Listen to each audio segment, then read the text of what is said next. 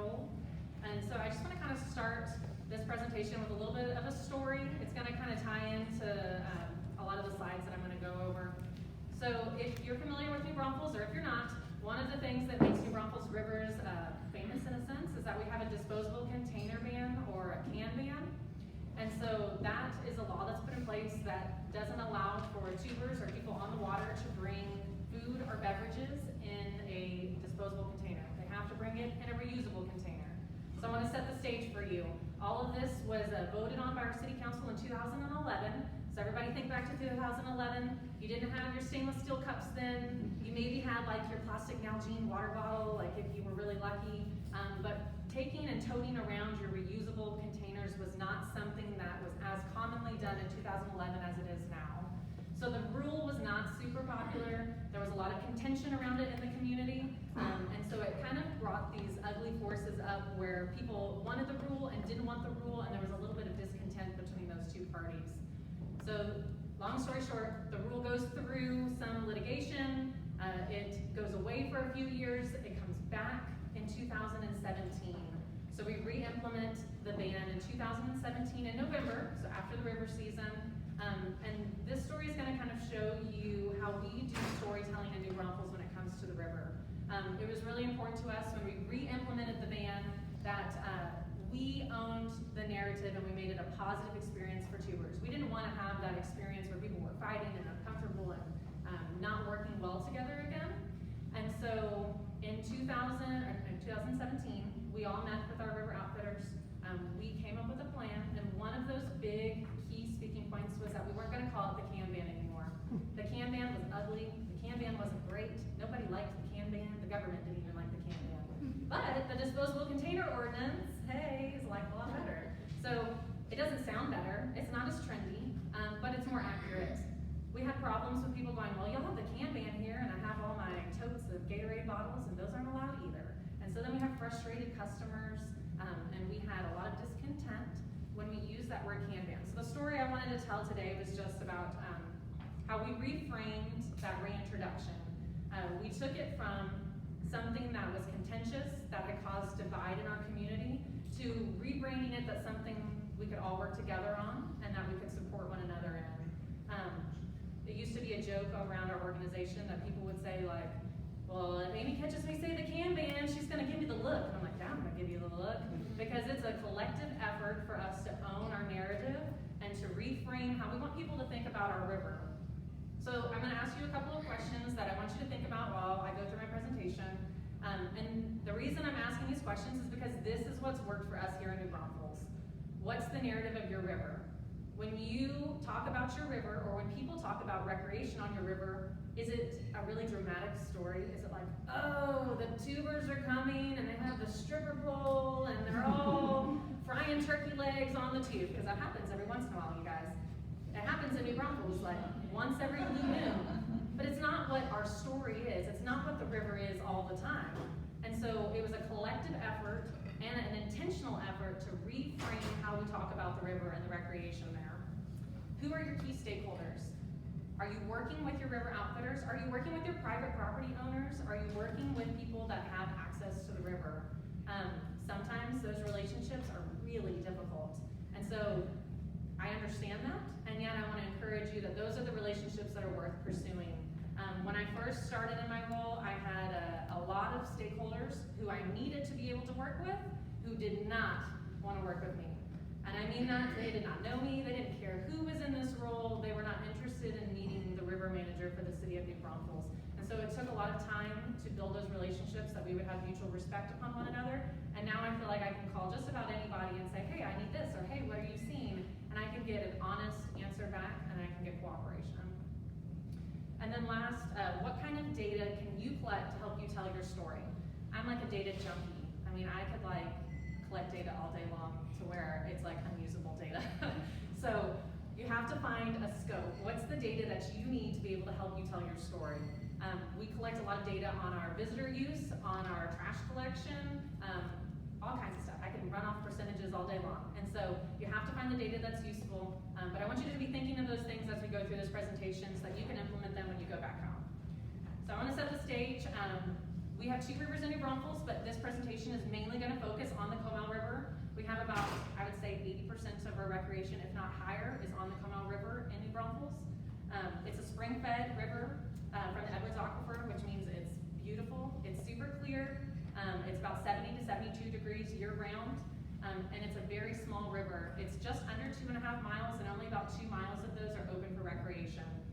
They do call it the smallest navigable river in Texas. Some say in the United States. I haven't fact-checked it. And it's home to 4 endangered species, so there's a whole lot of extra regulations and projects and things that happen around the Comal River that aren't necessarily tied to recreation, but we all know that it's all tied in one way or another. Some quick numbers for you to kind of show you what we work with. We have 3 public access points, 1 main entrance, which sees over 70% of the people who enter the river will go through that main public entrance, and then 2 entrance exits later down in the river. Those are all owned by the City of New Braunfels and managed by the City of New Braunfels. So it gives us a little bit of leeway because we have that property that people need to be able to get to the river. We have 5 paid parking lots, and I'll talk about paid parking later, but that's our largest source of revenue. We have 55 seasonal park rangers. These are 18 years and older positions, so we have a lot of late high school, early college age kids that come down. We also have young professionals who have the summers off and are looking for a little bit of extra work. We have 2 river management fee collection booths. I'll talk about the river management fee later, but it's a fee that we collect from the City of New Braunfels to help us manage our rivers. We have up to 28 New Braunfels police officers on the river on a Saturday, like a peak season day. On a day that's less of peak season or not a weekend, we have fewer. We have 12 river outfitters, and we see about 300 to 400,000 people annually. And again, I really want to drive home 300 to 400,000 people annually on 2 miles of river. So very small section, whole lot of people. So here's a picture of one of our access points. This is the last public exit. I want to show you some of the crazy pictures that I would never put in a presentation for anyone else. Because again, we're owning our narrative, but it's really fun to get to show this off too. So these are some pictures of what our peak Saturday experience would look like. We have a couple areas that bottleneck. It's not pretty, you guys. But we look like this at a maximum of 15 days a year. A maximum. So I want to paint that picture for you. When we talk about the river, I talk about it like it looks like this every single day. I'm not doing our river justice. It looks like this. I mean, I say a maximum 15. I'm thinking like at most like 6. Okay? So yeah, it gets wild and crazy for like 6 days, but we can manage that because we have this awesome resource that we can use all the rest of the time. And a fun fact I just want to throw out, I went back and looked at our historical data, because again, I'm a data junkie. And in 2017, we had 2 Saturdays in a row where we logged over 18,000 people in one day. Wow. So that's 36,000 people. Oh, here's another picture. But you will see throughout the rest of the presentation, there's all these really gorgeous pictures, and that's what you want to remember when you leave here. We have a lot of safety measures we put in place. I think that pushing a safety message is super popular, or it's super important. You have to be intentional. People do not have the common sense to come and have a safe river trip without someone telling them what to do. How often are you in an experience as a river manager where someone says, well, they didn't tell me this was going to happen? And you think, gosh, I didn't think I had to tell you your hair might get wet, but here we are. So we have all these safety measures put in place. We have a free life jacket program, which is one of my favorite programs the city has put in. It's funded by the Child Safety Fund, so when people pay a fee through the court, a very small percentage of that fee goes to a child safety fund, and a teeny tiny percentage of that collection goes to us to be able to purchase life jackets. We have lifeguards at the tube chute, which is very unusual for an open body of water. We've had lifeguards there for a very long time, and so we will continue to have lifeguards there until we can make improvements. We have safety signage physically over the river to warn people about these chutes to come. I realize that a lot of you in the room actually may not know what the tube chute is, as I just talked about it. So the tube chute is like a diversion from a dam. It's the longest tube chute in the state or in the nation, I don't remember. But it creates like a rapid environment for someone who comes through on a tube. It's not uncommon for them to spill out of their tube. Circling back, so we produced a safety video before last season, and then it was promoted, so we saw over 600,000 impressions in 2022, and we really pushed that message, like everyone I'm a pretty good driver. I still wear my seatbelt. You can always wear a life jacket. We have police patrol on riverboats, so we actually have our police presence on the river as well as lining the banks. And then we have staging procedures for when our river gets overcrowded, meaning when our river, when we start to see that 18,000 person day and we realize that there's not capacity to put more people in the water all at once, we close our entrance down, we make them in a big old honking line, and then we let in a certain number of people every 10 minutes. So it kind of filters in the tubers, and we actually can see those results at the exit, where you will see a wave of people, the exit gets slammed, and then our staff gets 5 minutes to catch their breath before we start all over again. I'm gonna go through some of these slides really quick, just for time. So lifeguard activity, like I said, we have lifeguards at the chute. And so over the years, you'll see that their need for saves and assists are declining. Some of that has to do with our safety measures, I think. I think when people are utilizing those life jackets, they're in less need of need saving. But also this last year, our river flow was extremely low, and so if you popped out of your tube, you really just needed to stand up, or, I mean, most people could keep themselves afloat in that environment. We have some specific rules for our area. I already kind of hit on the disposable container ordinance. That's a really big one here in New Braunfels. It really focuses on that food and beverage container, so you can still bring your sunscreen, or you can still bring, you know, your plastic bag for your cell phone. But as soon as you want to bring like your bottle of water or bag of chips, it needs to be in a reusable container. Over the years, our litter and trash numbers have reduced dramatically as a result of this, but the longer this rule has been in place, the more we start to see that number tick up. And a lot of that has to do with new people coming into recreation, especially during 2020. We had just a huge influx after that of people who are unfamiliar with river recreation. So it's getting them into that same frame of mind as your typical river recreator, that they need to be taking care of the river and taking out what they bring in. Our coolers can't be larger than 30 quarts. And I'll tell you this is my favorite ordinance we have. There was such a dramatic difference in our river flow from when we allowed people these giant honking Yetis to when they had to bring something that they could manage on their own. So all of a sudden we went from 2 or more guys needing to lift this giant cooler, and what do they do with all the rest of their stuff, and half their party is inebriated, to having a cooler that one person can manage while the rest of the group takes care of everything else.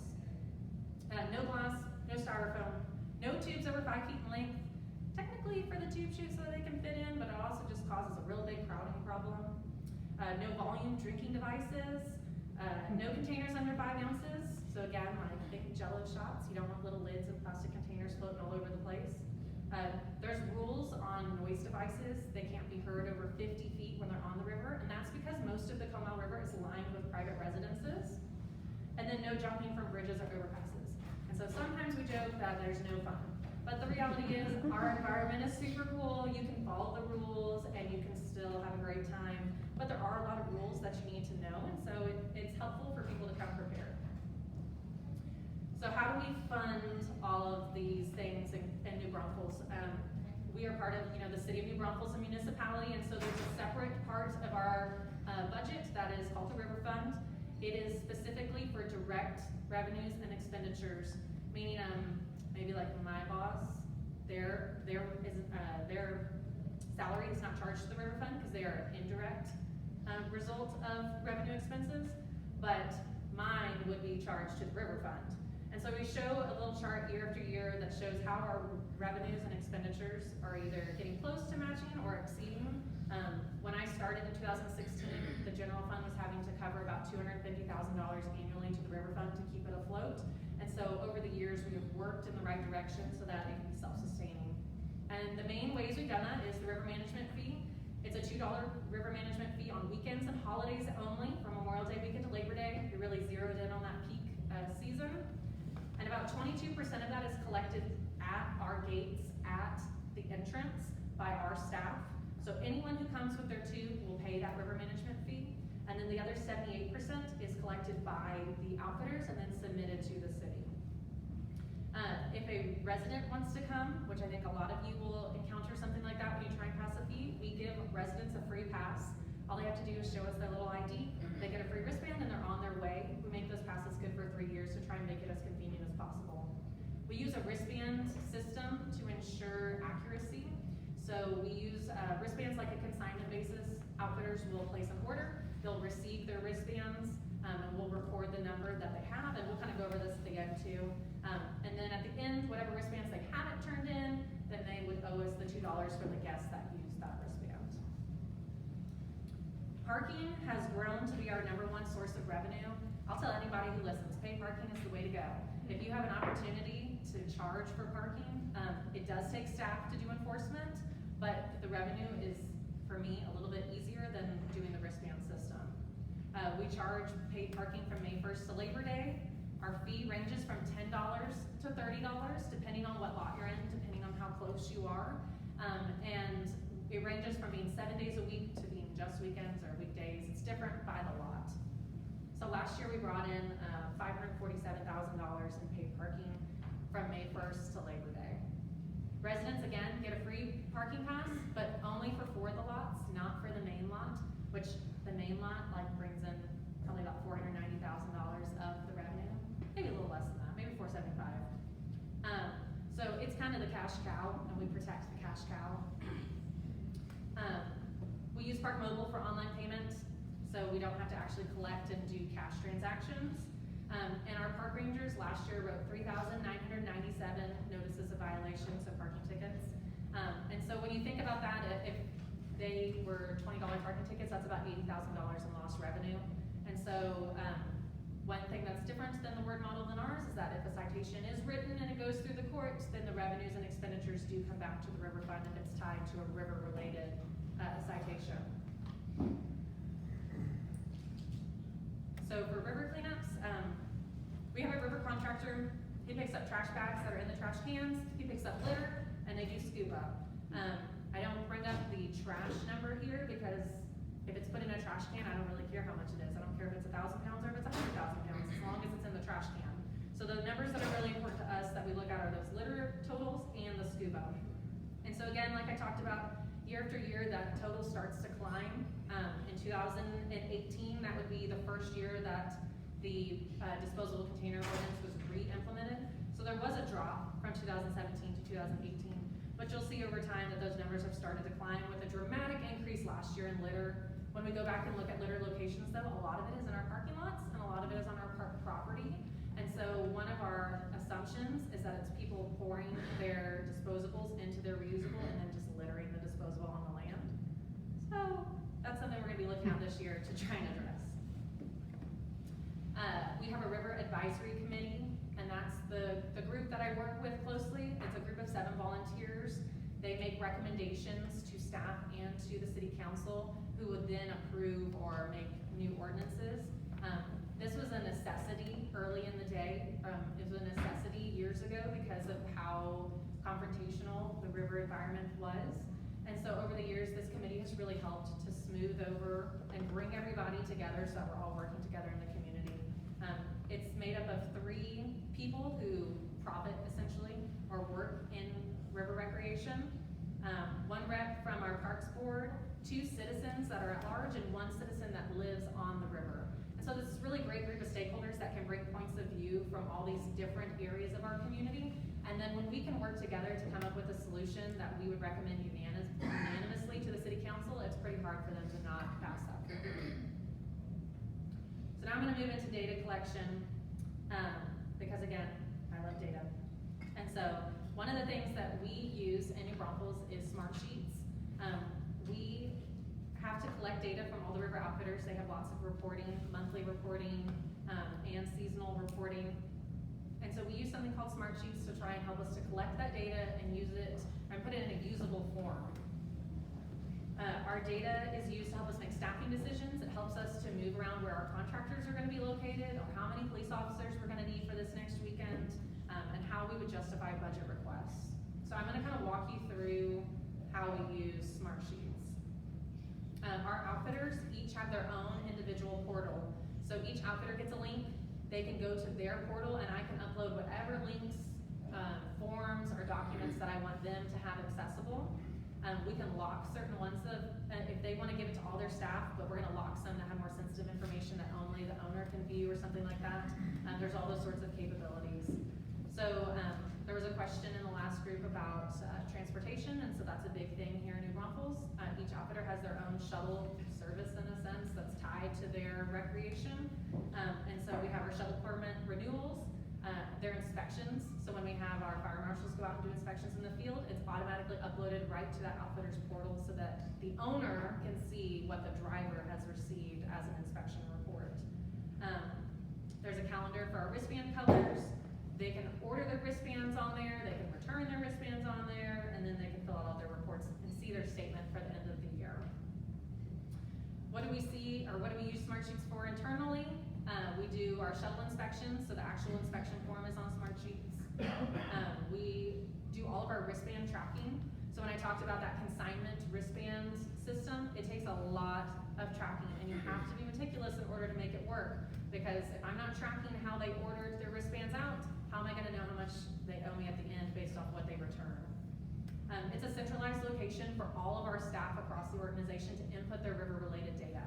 I think all across our organization, in almost every department, there's a person that I work with and need to collect data from. So putting it all in SmartSheets allows for me to just say, here's your link. When you have that number, plug it in here, and then it automatically populates, so I'm going to one place to look for all of that. And then we've also had forms created to help me do my job more efficiently. So things like outfitter violations, I can log those when I'm running around. Weather conditions, like that may seem like a weird thing, but I feel like a lot of times I look and I'm like, why was it really low that one Saturday? Why were only 5,000 people here instead of 10,000 people? And I can go back and look at my weather log and be like, oh, okay, it rained at 1 o'clock, so I only have the morning crowd. So something that sometimes you don't get the full picture if you're not logging all the information. And then last, a river closure tracker. We are in flash flood alley. We do get flash floods periodically. And so our river opens and closes, and because it's spring fed, unlike a river maybe in Houston that floods and is gonna stay flood for 7-8 days, here we're flooded one day and we're looking pretty good the next. Maybe 2 days if it's like really bad. This is an example of what one of the dashboards looks like, one of the reports. So when I collect all the data from all the people, I plug it into my SmartSheets and it automatically generates these reports for me, which then I use for City Council and for our River Advisory Committee. When our IT guy came to me and was like, you need to use SmartSheets, I was like, oh, I really don't want to have to move. I have all these different spreadsheets and these work for me. I really don't want to have to move something over. Sounds like a headache. And he showed me the reports, and then it kind of piqued my interest because I was spending way too much time in the summer when I have no time building these reports so that I can show other people what's happening. I had all the data at my fingertips, but I had to physically create these reports. And so this was honestly the thing that just kind of like kicked me over the edge. I was like, yeah, I'll try it. And after I tried it, I was totally hooked. So I'm gonna walk you through like one process that would happen through SmartSheets. So first off, this is an outfitter's portal. This shows all the links that they would see. And the first thing we're gonna look at is this 2022 River Activity Wristband Order Form. So we're gonna go through a process of them ordering wristbands. They click on that and they see the order form here. It's really simple. Give me your email address. Use the drop down to pick how many wristbands you want, and then it'll send it to me and my staff. After you press submit, it shows up here on an order form that my staff will see. We'll go in and we'll fill that order, and then we'll check this little box here for order fulfilled. And after we fulfill our order, it'll automatically populate to a wristband tracker. That way we can do audits to make sure that whatever wristbands we have left are the wristbands that we've recorded, or that we haven't recorded, I guess. Making sure that we have all of our accounting before we get to the end of the season. So I kind of highlighted this 14,000 number here because we're gonna look at it in a second. So that's, for one outfitter, that's their inventory that they ordered for the season was 14,000 wristbands. So we come over here for that same outfitter, they fill out a monthly report that shows us for each day that we charge for the wristbands, how many people did you give that wristband to? I won't go and tell you that this data is like 100% accurate because there's no way that it is, but it gives us a general frame of mind. I think some outfitters do it super meticulously and like their number, that's probably the exact number you did. And the other ones I'm like, well, you probably took an average. So this shows how this outfitter has submitted their May, June, and July reports. And then their total amounts, which then jump over here to a statement. And so again, all of this is kind of like a waterfall trickle effect. So once this number gets put into one place, it trickles to the next. So they put it in their report, which auto-populates here into their statement. And then this really complicated statement is how we process how they have their end of the year close out. And And again, it's all based off of like consignment, so whatever they don't return, they owe us, but we have to calculate along the way to figure out how many wristbands they've checked out versus how many they returned, how many they reported and already paid for. I feel like I ran through here. So the recap of this is, I want to encourage you all to own the narrative of your river. If you're talking about your river and things that happen in one-off events or very seldom events, then you're not doing your river justice. You can talk about recreation and you can be realistic. Like, I'm not going to say, come here for the most leisurely experience and you won't see another person or hear another sound. Like, no, there's going to be a party out there on Saturday. But if you come on Wednesday, you're going to have like a quieter, more comfortable experience. And for each person, one of those things might be more appealing than the other. And just because the party isn't appealing to you doesn't mean it's not appealing to the person you're talking to. You have to maintain relationships with stakeholders. And it's not just a creating and establishing a relationship, like it's a maintenance. You need to be checking in with them regularly. You need to be having those conversations about like, hey, I saw you were doing this, and like, you're not really supposed to. Because they're also gonna test those boundaries just like they're gonna test for you as well. And so you need to have strong relationships based off mutual trust, which I know sounds like really cliche, but it's true. You need to be able to trust one another and work well with one another in order to successfully push that same message with one another. And then last, use data to tell your story and move you from one step to the next. If we weren't collecting the data as meticulously as we were, we wouldn't be able to show how we move from one step to the next. When I started as the river manager, our parking fees were $10 in our main parking lot. And we were collecting a good amount of revenue. I mean, we thought, like, wow, this is good. We got like $200,000 this year. But we were also $200,000 in the hole at the end of every season. And so we started looking around and we noticed that every paid parking lot around us was at least double our price, but we were the closest. And so using that data and showing our city council and our river advisory committee, like, here's a map, here's what everybody else charges, here's what we charge, here's the data that shows this is how much we've collected and this is how much we could collect if we doubled our amount. It made it a little more palatable and it helped us move from a position of needing the general fund to subsidize us to being able to cover the expenses that the river fund has. So with that, I'll take questions. I'm just curious, you said that Word presentation beforehand. What's the relationship between New Braunfels, Word, Comal County? How do you all interact? Yeah. So the Guadalupe River is also in New Braunfels. So for Word, they manage the upper and the lower Guadalupe from at the dam, and then once it gets into the city limits, then we'll take over and help with our rules and application. But the more popular Guadalupe area, I would say, is up in the Word district. We work together on like mutual problems a lot of times because we both see such high volumes of recreation. We have similar problems. I can say like, hey, what do you do about this porta potty problem? Or what do you do about this? And we're able to kind of bounce ideas off one another.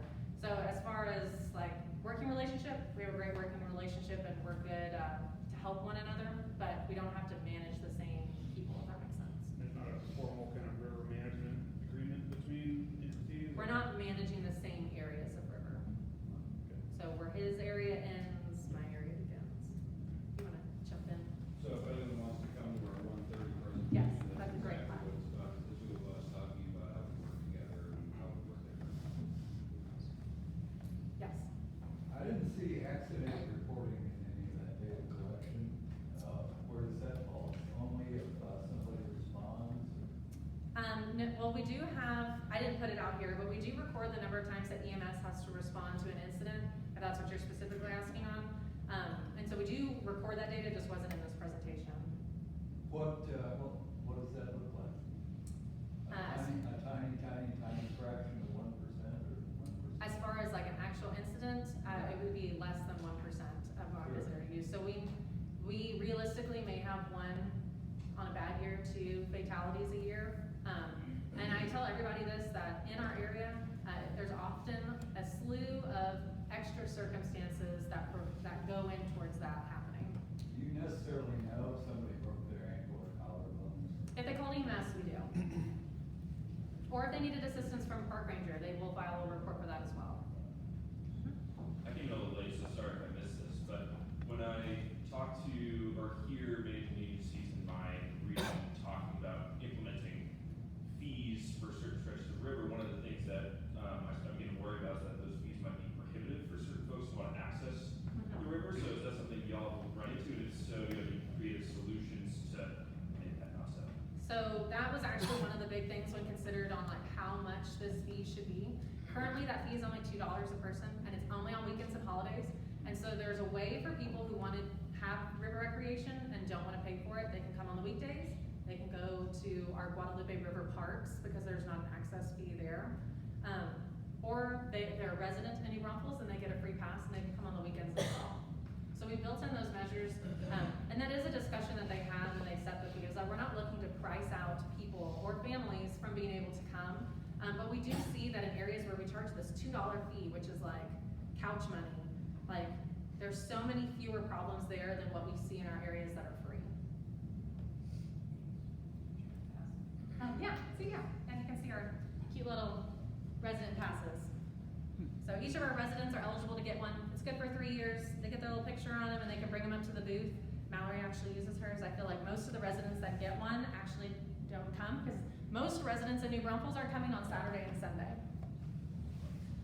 Does the drought conditions affecting stream flow or spring flow affect your usership? Yes, and a lot of it, if y'all were here this morning and you heard Mallory speak, a lot of it has to do with the perception. So our spring flow this summer did drop under 100 CFS. Normally we're about 200 to 300 CFS. So our float went from an hour to an hour and a half float to like 3 hours. So it was a very long float for people who were used to coming to the Comal and were comfortable with that quick float. They knew what to expect. And so then this was very different for them. And a lot of it had to do with the area before our dam, before the tube chute. It was incredibly slow there. Most people weren't moving if they weren't paddling. So we did see a reduction in the number of people coming in late July, early August, but a lot of that had to do also with when schools were starting. So there's like a lot of different factors. So I can't say specifically like that was the reason why fewer people came, but we would see dips in participation when a story would go out that said, you know, part of the upper Guadalupe went dry. It's at zero CFS. So I would get all these phone calls coming into my office, like, do you have water? Do you have water? And it's like, yeah, like you can dip your head in here water. Like you're not gonna touch the bottom in some places water on the Comal because of the spring flow. But a lot of that is because it's protected because of those endangered species that depend on the springs there. So we're really unique and really fortunate in that respect. Can you tell us what those endangered species are? I think you said there's 4 of them. This is a trick question. There's the Peck's Cave amphipod. There's the fountain darter, which is my favorite one, so I'm gonna go on a quick sidebar here. He doesn't have a swim bladder, so as a fish, he just sinks to the bottom. Like he can only swim if he uses his fin, so it's like the most useless fish ever. The Peck's Cave amphipod, the fountain darter, the riffle beetle, and there's one more. There's one more. That's a very small little beetle-ish animal that lives in the spring system. So the only one that's like actually above the surface in the river water is the fountain darter. When you go over to like New Braunfels, San Marcos, which is the same system, there's other endangered species there as well. And so there's a big regional habitat conservation plan that then focuses on all those different endangered species. Cool, thank you. There is a presentation about that too at 3:30 today. I have a quick question about revenue, and you say you get some from your paid parking in the city. Is that all the city lots, or are there specific river use lots? They're specific to river use. So we have 5, and when I say parking lot, like it's kind of a loose term, I have one parking lot that has like 160 spaces in it. So that's like the big parking lot. And I have another one that has 120 spaces, but it's a little bit farther away, and that's the one that we only charge on weekends, and it's only $10. So while it's a big parking lot, it's not like a parking lot that gives me a lot of revenue. And then we have some other parking lots that are much smaller and a lot closer. One of them only has 7 spaces, one of them has 15, and one of them has 33. And so those are all specific to river recreation. The intent is that the people that are coming and participating in river recreation and potentially causing the problems or creating the litter are the ones that are then funding all of the cleanup and all of the staff that's needed to manage their behaviors. So there's no other paid parking in New Braunfels at this time. They're looking to implement paid parking in other parts of the city, and this was kind of implemented when we did our online as a pilot program, and it's been so successful that I always tell people, like, this is the way to go, but you have to figure out enforcement, and that's a tricky one. We just thought you listed a lot of person power to pull this off, and I'm sure some of that, like law enforcement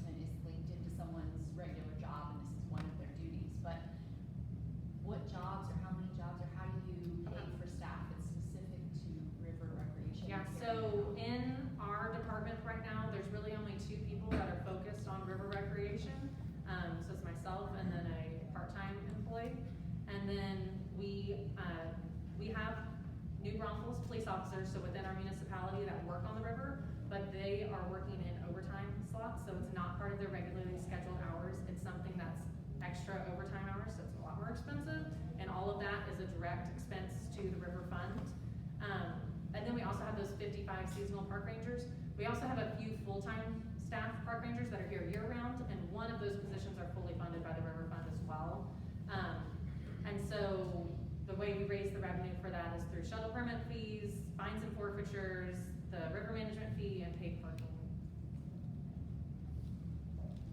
So we've had a few fatalities in the last year on the Deschutes River, where I'm from, that have led some folks to start talking about implementing lifeguards or other safety measures. So I was wondering if you could comment on how having lifeguards on the river changes the risk perception and liability situation. It's a tricky subject. So we've had lifeguards over at the Tube Chute for as long as I can remember. And the main reason legally that we will continue to have lifeguards out there is because the Tube Chute was created and the dam is owned by the city. And so there's perception there that it is a city-created problem that we should then be looking to protect. I do think it causes problems in the sense of people's perception of safety, because we are constantly battling the need to make people aware that they're in a natural resource, that they're not in a swimming pool, like you're not gonna come back around anytime soon. You're gonna get from point A to point B. And I get that question like at least 2 or 3 times a Saturday. So it's not just like this one stupid person, it's like a lot. So I will say, of the fatalities that we had farther downstream, and hearing the families, there was always talk about like, why aren't there lifeguards down there? There's this perception that because we have lifeguards in one place that we should have them all the way down. And we have a really awesome water park right next to the river in Schlitterbahn, and they have a lazy river with lifeguards every 20 feet. And so I think some people just think that that's the environment we have here on our natural river as well, and that's not the case. So, does that kind of answer your question? Yeah. I think if we were to do it all again and start from the beginning, I'd probably want to reconsider that, or really try and think through like, what's the best option here? We have other programs in place to try and push safety, and I think that's important. But you see those numbers too, of how many times they're jumping in to help someone or assist someone. And we did have a safety study come out a couple years ago that did a full evaluation